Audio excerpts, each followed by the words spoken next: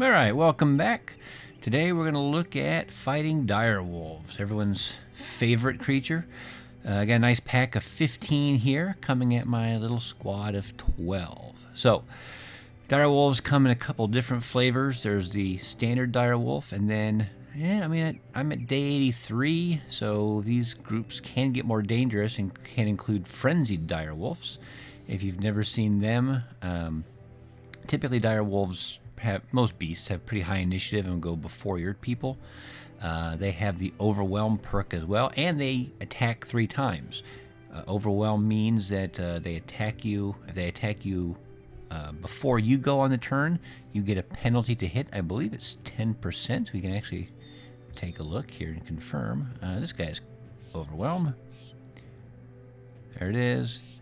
Yep, every attack, hit or miss. Doesn't matter if they hit you or not. As long as the creature swings at you, lowers melee skill and range skill by 10% for 1 turn. And it stacks, so it can multiple attacks, hinder your guys multiple times.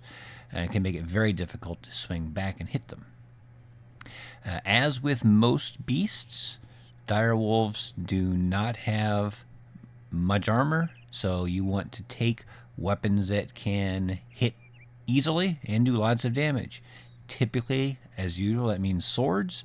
Some people like to use spears. For the most part, direwolves and other beasts rush forward, and if you can get a spear wall up, you can keep them from charging, or they'll charge into it repeatedly and keep getting hit. I don't like that as much. Early game, it's okay, but your guys aren't great at hitting, even with the bonus from the spear. They miss, and now they're stuck using a spear, which is kind of an inferior weapon. Late game, your guys have a lot of armor. They have access to better weapons. Just let the direwolves run up to you. And in fact, on the very first turn, most of the time, direwolves will be able to run right into melee range with you. You can just start getting to work, chopping them up. So we can take a look at our guys here. There's 15 of them. They're fast. They will charge straight in, but then because they'll start filling up here and jamming things up, they will start flanking around the sides. So typically, I have a front line of 6 dudes, and then the back line is 6 dudes. The back line is polearms, standard bearer, and archers. The front line is either two-handed weapon guys or weapon and shield dudes. In this particular case, with so many, I've opted to put weapon and shield dudes on the back corners, so as they wrap around, there's a little extra protection back here. And they'll still be able to contribute to the fight and keep swinging. And theoretically, if they don't circle around very much on one side or the other, these guys can move around and start helping out. You can see swords pretty much all the way across. This guy's melee skill is pretty low, and I had run out of good swords, so I just gave him the boar spear. I have a pretty high level cleaver here, so I gave it to the guy who has the highest melee to hit on the front, aside from this guy.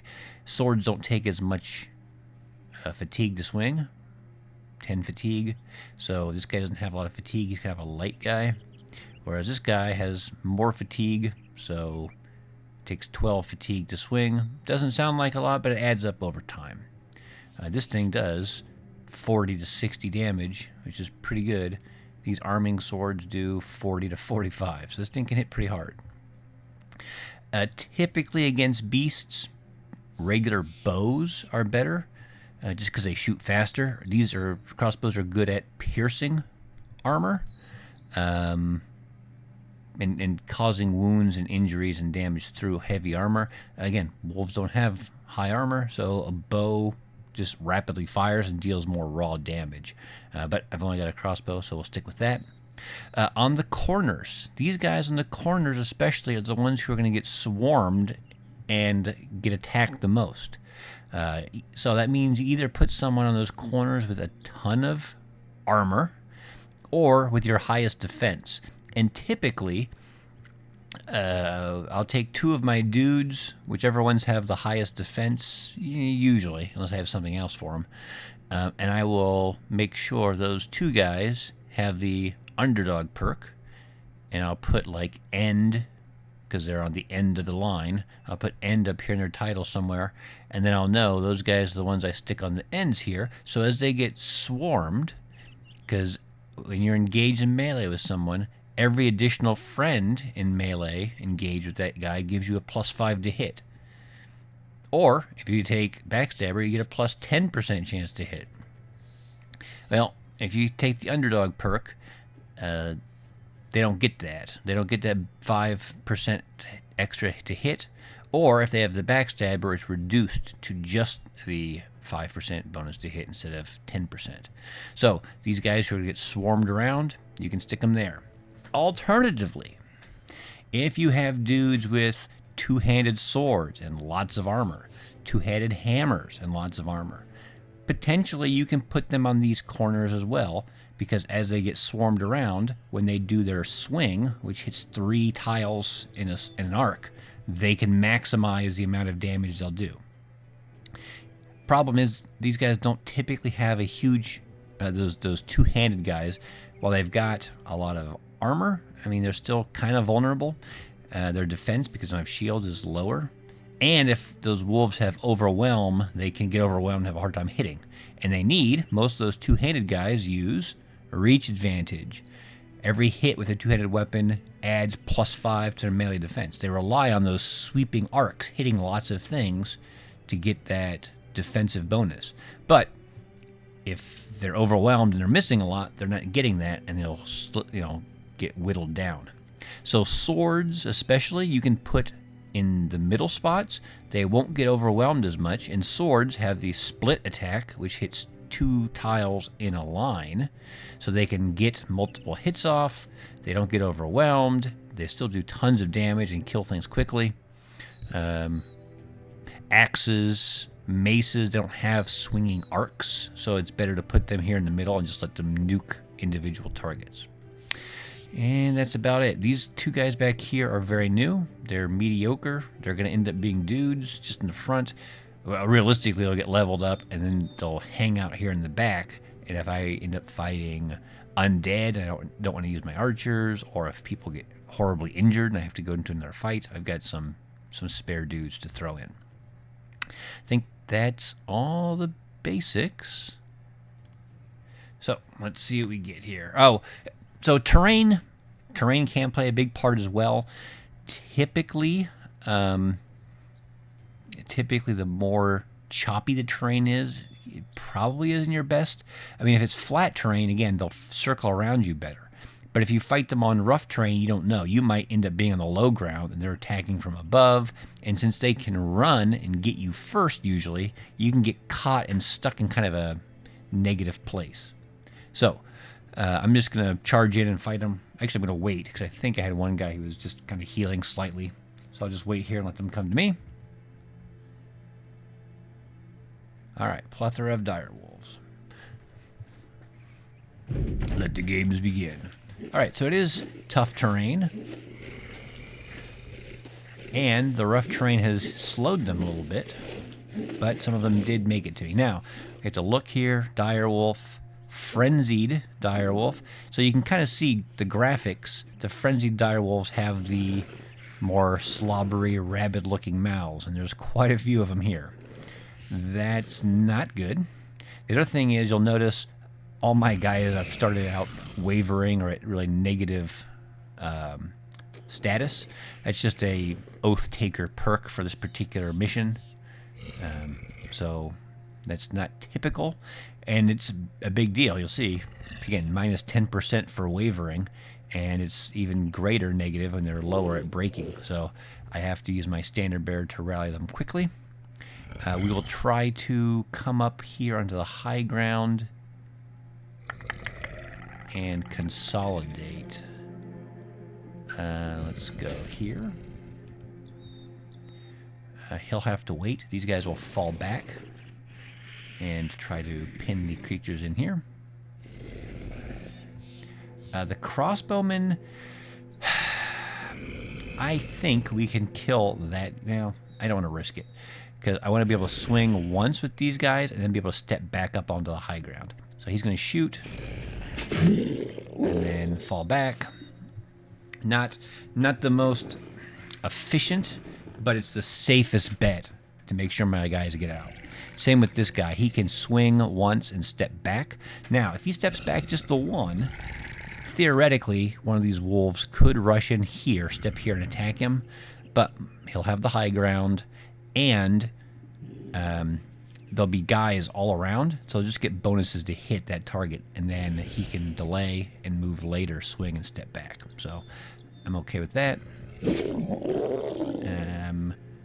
I could step back here, but then this guy will have to step to the low ground, and I want him to be able to attack with a bonus. So I'm going to move my 2 pikes up here, I think. Actually, yeah. Because if you look, the bulk of the direwolves are down here. This is a smaller group, but there's still a good number of them.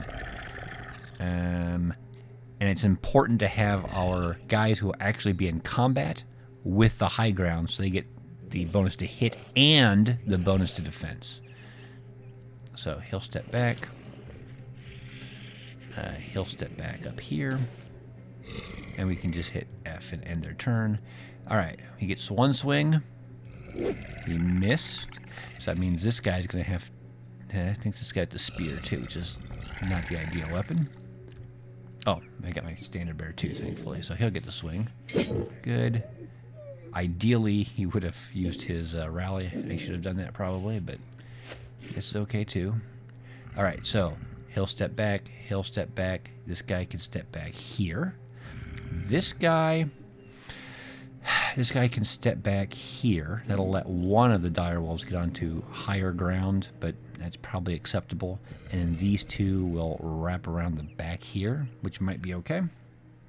So back.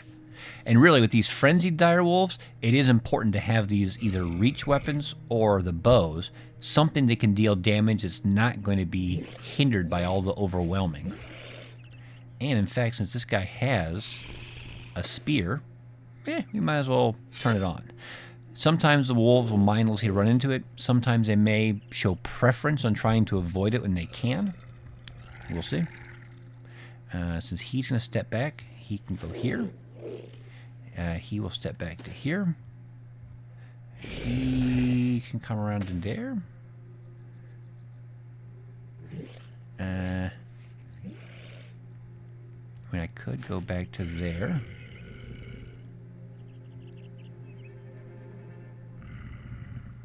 Yeah, we'll start there for now. He can come back.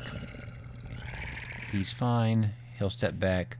All right, we'll see what the wolves do. There's the overwhelm. And this is my fast guy, and they're faster than him. So that's a problem.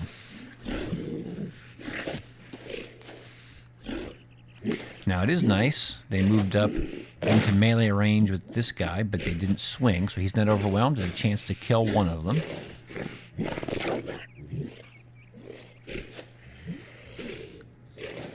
All right, they're starting to flank around already.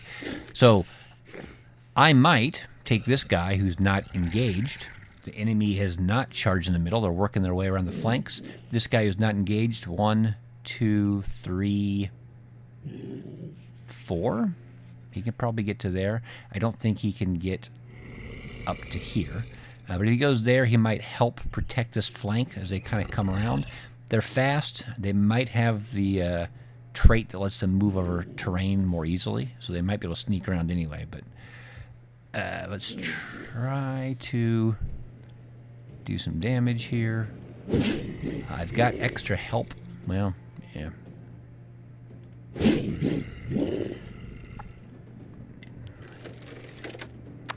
We want to keep them from flanking around, so let's try to do as much damage to these guys as we can. You can see it says they have armor, but the armor amount they have is minimal. So one hit with a weapon and it's all gone wherever you hit them. And then the second one, if you hit, will do a lot more health damage, as you can see. We'll put a wound on that guy, hopefully. Nope.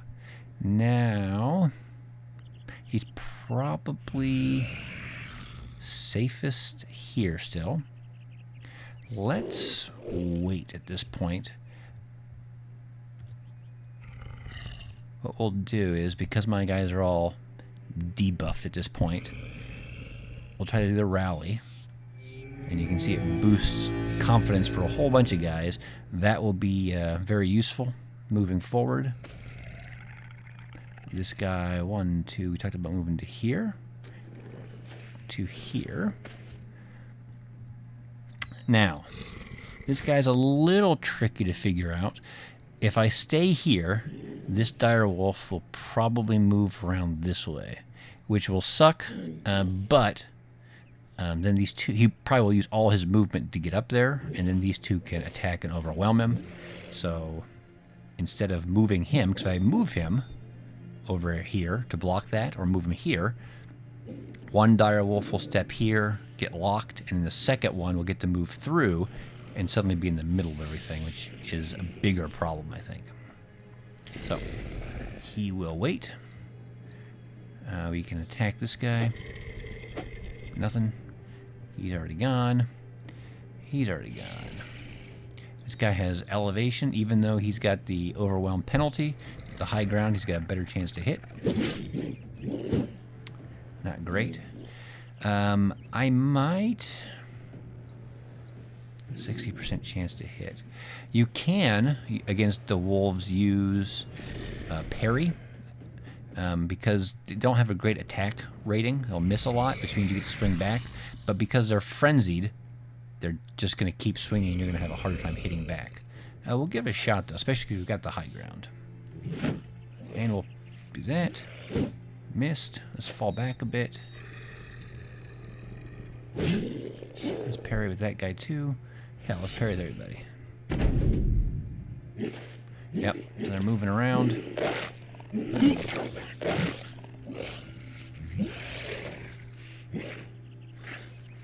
can see they move very quickly. So we got one hit off that post. This wolf did not attack the riposty guy.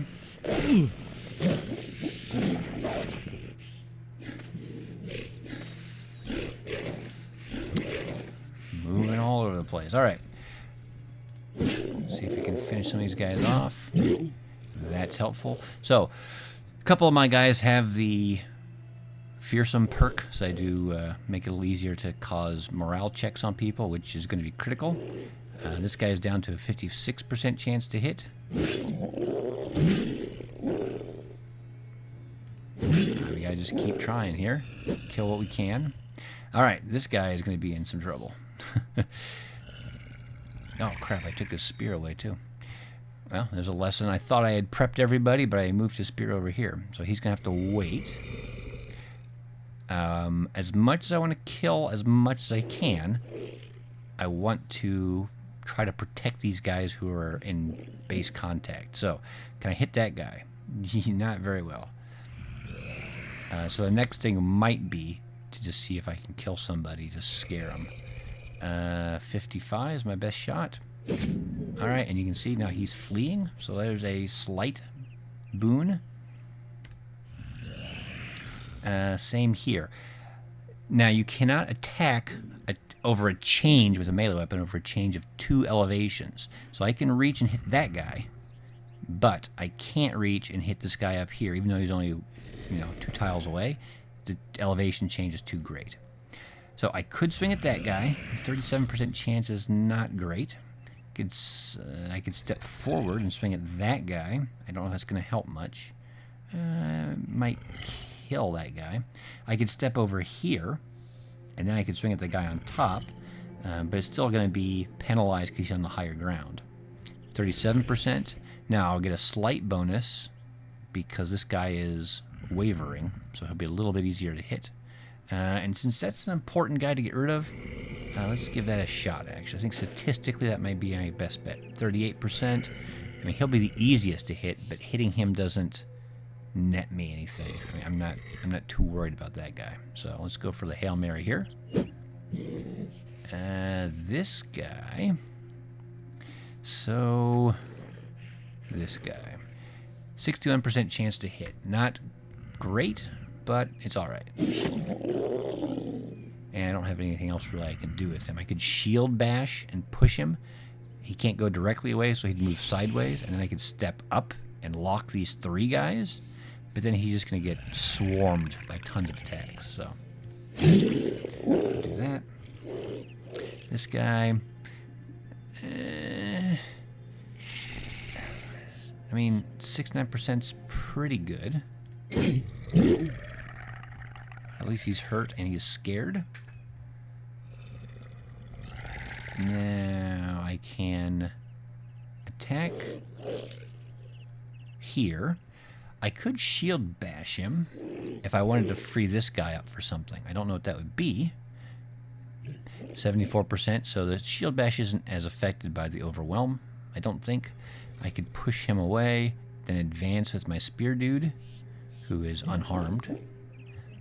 And then if this guy is free, I could, I don't know, move him up to here, lock all these guys in, but again, he would get swarmed, and I probably don't want. So let's just try to kill this guy. This guy, however, it may be better to push him out of the way.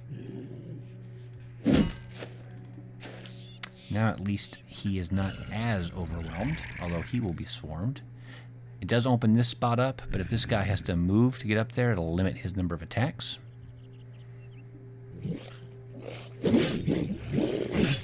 Fleeing, good. And fleeing.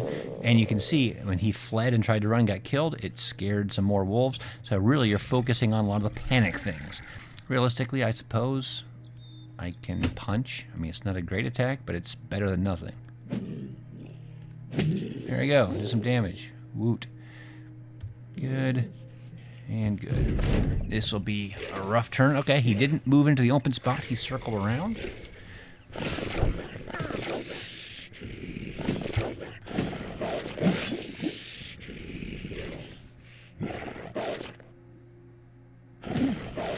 These poor guys can get beat, but... And you can see they're starting to kind of jam up. So even though they're touching some of my squishies, they can't get a whole bunch of traction on them. All right, so this guy, high initiative, high weapon skill, and has fearsome. I could swing and try to kill this guy, but he's going to run, and I'll get to swing at him automatically. So I'm not going to bother. I need to hit this guy. 95%. I hit him once, didn't scare him, but... Okay. So, what's the mission here? This guy has survived. This guy has survived. We need to obviously move these 2 guys, get rid of them so he can get out of there. We got a couple options. Again, shield bashing one guy away, targeting that guy. This guy is free at the moment, although I don't think that's going to help much. Although, if this guy, you got to think of all the different branches and sequels, things that can happen. If this guy kills him, this guy could move up there and then attack or shield bash that guy out of the way, which frees him up. So let's have him wait. He can't move yet. If he steps away, he's going to get destroyed.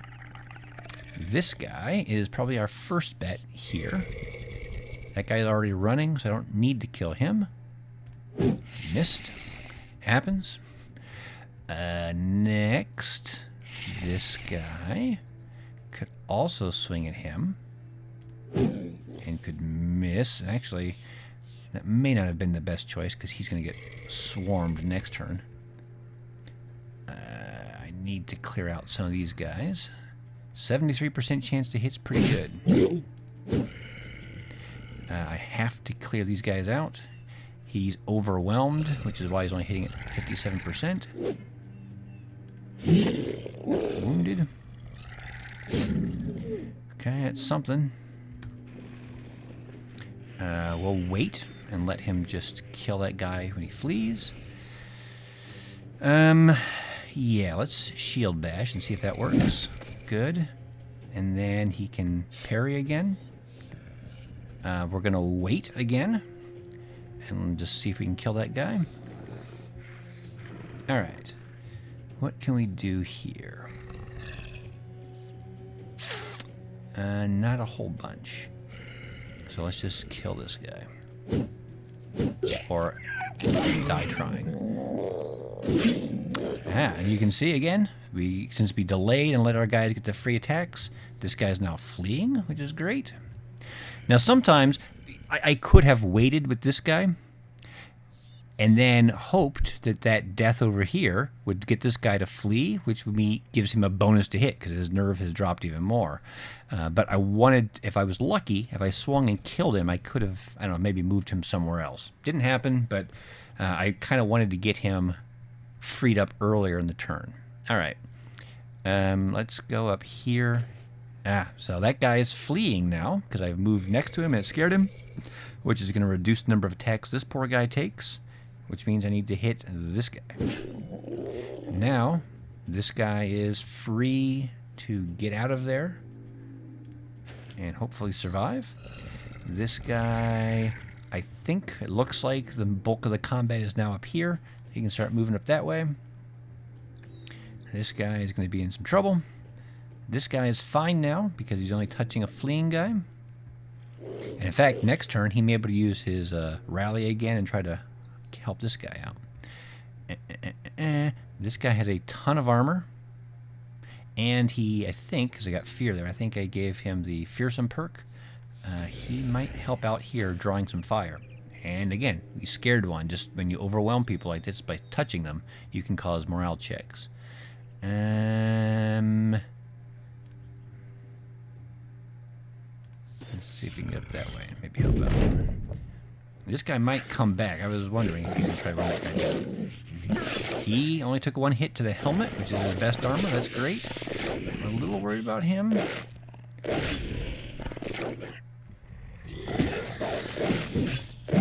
But this is okay. Because now we've got plenty of guys who are free to swing. We can start chaining morale checks and scare the rest of these guys off. Boom. Done. Let's wait on this guy. Let the ranged attack go. Let these guys go. Maybe we can free him up so he can get away. Doesn't need to go immediately. This guy should probably go, though. Again, I could wait. If that guy is going to flee, he's going to step up here and I can get some free shots, which might scare the rest of them. But I want to just clear the stuff out. Yeah, he's done. This guy's not going to move this turn, so I might as well hit him again. What's his chance? 74 is good. Fleeing. Let's hit him again. Nope. This guy is in trouble. Let's keep running away from that guy.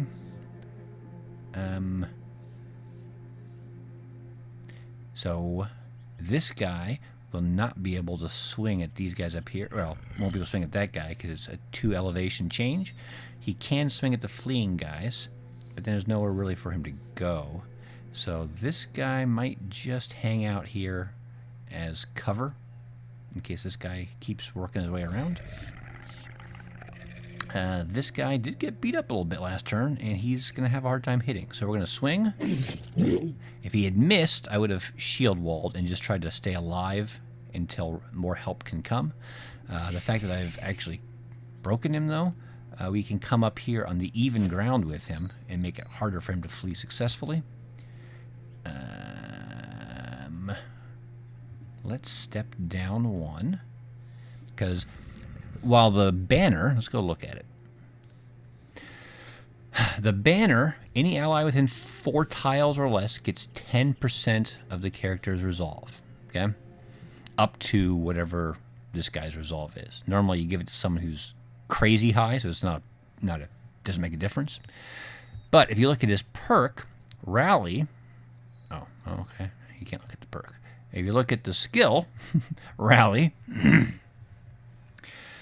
morale check to rally fleeing allies. Any fleeing allies within 4 tiles gets a bonus based on his resolve, which in this case is 54. So that's pretty big. Or it will also do a check to see if it raises people's morale if they're at wavering or worse, which is breaking. It gives a bonus of 54, but it's lowered by 10 per tile of distance. So while rallying them to stop them from fleeing doesn't matter as long as they're within 4 tiles, and as long as the standard is within 4 tiles, it gives them the full benefit. The further away you are, the less likely you are to raise their morale, or their level. So walking forward 1 step will give a huge boost to the chances of raising these guys' morale. And it boosted a whole bunch of guys. Alright. That guy's fleeing. That guy's fleeing. And they haven't... This guy has... That guy has not gone yet. So we can wait, see if we clear this guy out, and then he can step forward and swing at him. This guy, the spearman, who was down here and moved up, I might actually move him back. I could move up here as well. Has he gone?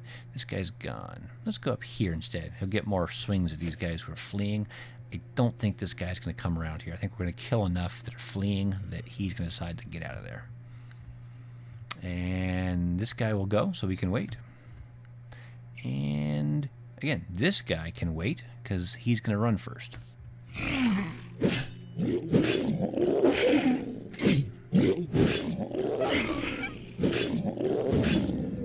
Alright. Did some damage. 31, 31, 23. Let's just hit that guy. Good. Clearing stuff out. Let's hit this guy because he's easier to hit. Step forward. Alright, now we can start trying to clean out these wounded guys. Now, this guy, it's a little dangerous, but he's completely unharmed. I think I can afford to step down here, lock this guy in, and try to kill him for a little bit of extra experience. Let's go with parry. And let's try to hit this guy. Yeah, helps on the way, so we can take a swing at him. Whiffed. Fine. Alright, finish that guy off. Come up here. I want to clear these guys out. Why don't you come over here and swing? And then that's cleared out, so this guy can come down. We can do more attacks on this guy. This guy, just keep moving away from the only threat at this point. Sure, take a swing at him, step away. This is just for free experience.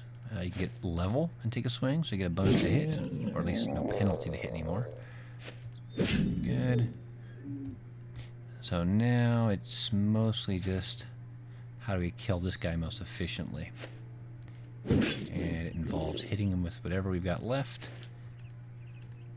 That was helpful. 1, 2, we can't do 4 steps. Yeah, whatever. We'll just go the most direct route. It's fine. Alright. 32% chance to hit. Not great. Let's just shield wall. He'll survive 1 more turn of attacks, and then hopefully he'll have plenty of support by next turn. Excellent. Yeah, he can come down here 1 step. There you go. So, lots of misses, but that's fine. He's not going to make it, so we can tell him to finish. This guy might be of use, so we can get him down there to start helping out. Maybe. No. Sure. No. Yes. In fact, he could get down there now. He's uninjured, so I might as well put him down there. Let's put him over here. That's good. And then the standard can come up here. He's got the high ground for a bonus. He does not have the polearm perk, so he can't attack after moving 2 steps. Which again, like I said in the previous video, not a huge bonus, but sometimes it's handy. And at this point, let's take a swing. I got a bonus, whatever. I'm not worried about these guys getting killed. This guy is... he could get injured, so we'll move him in position to help out next turn.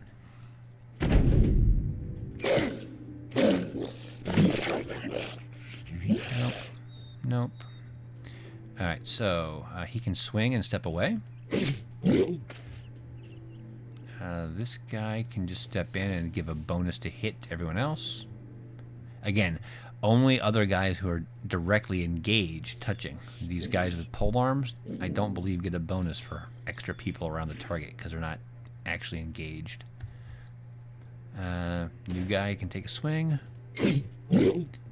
And there we go. Decent amount of experience, considering how many people I have at this point. Minor injury, exposed ribs. I mean, okay, in real life that doesn't sound too minor. Pelts. Pelts are, they're not so great for late game, but mid game, which is kind of where I am at this point. I killed some. Sometimes you'll get a quest where a village is being terrorized by wolves. So you track down the wolves, you see the direwolves, and when you engage the direwolves, instead of it being direwolves, it's actual bandits like raiders, and they're wearing armor with these wolf pelt enhancements, additions on them. These are actually pretty handy, like I said, for mid game. It gives a slight bonus to the armor's armor. It's durability, so you get a little bit of extra protection. I don't think it weighs anything. And, as you see, reduces the resolve of any opponent engaged in melee by 5. So, I mean, this guy, who has the fearsome perk, every time he hits you, you take a morale check. There's a penalty to it based off of his morale, his resolve, which is boosted by this guy. And you get a -5 to your resolve because you're touching the guy with the wolf pelt. So it can help with lowering the resolve of, well, most opponents that have resolve to deal with. Again, undead are immune. Some things like lindworms, really powerful creatures, have very high resolve. So it's probably not a big deal either. But there you go. That's the guide to solving direwolves. In some ways, that terrain was really not ideal for me. It looked like I had a nice front line where I could go, but because I wrapped around, it was high ground behind me. It gave them the bonus because they can climb it quicker than I can, and some that are above me and on my squishy guys. But if you finagle things, you move around, you use your tools available, like shield bashing. My guys, I've kind of delayed on picking it. And some of these guys, a couple have footwork. Usually I rely on rotation. I put rotation on my dudes, and the thought is they can rotate and replace someone like this who's getting really hurt. The problem is, when you look at a line like this, let's say this guy, especially if you got two-handed weapon guys in the front line, you know, if they get hit with 1 or 2 pole arms or whatever, an enemy two-handed hammer, they get really injured, you want them to get away. Well, if the dudes up here are the ones that have rotation, how do they rotate? They're just going to rotate and swap places, and the guy is still in the front line where it's dangerous. So I've been kind of delaying on whether to pick footwork or rotation or how I'm going to work with that, which means I don't have a lot of it, which is why some of these guys like him are stuck. Normally, my archers don't get involved in too much melee, or if they are engaged, we've got enough people nearby that can target with poles and other weapons and free them up. Almost, I mean, it did work, but it was a near thing in this particular case. So, yeah, there you go. Hope you learned something. Again, these are just general guidelines, but the biggest part really is preparation. Do you have swords to bring out and use? If you just roll in there with, oh, this guy is a hammer man, so he's got a hammer, and this guy is flail mastery, so he just has a flail. The flail is not the ideal weapon. The hammer is not the ideal weapon to use on those guys. Have a bunch of heater shields. There's no range attacks, so if you can arm every one of your dudes with a heater shield that's going to use a shield, that's a +5 melee defense. Do it. Just because I'm worried about ranged attacks, so I have my guys with kite shields. Well, but if you're not fighting guys with ranged attacks, why would you have the more inefficient shield. It's just a extra heavy. I mean, 16 fatigue versus the round shield, which is 10 fatigue. You're just fatiguing your people more and handicapping them in the battle. So, yep. Hope that was educational. Good luck, and go kill some beasts.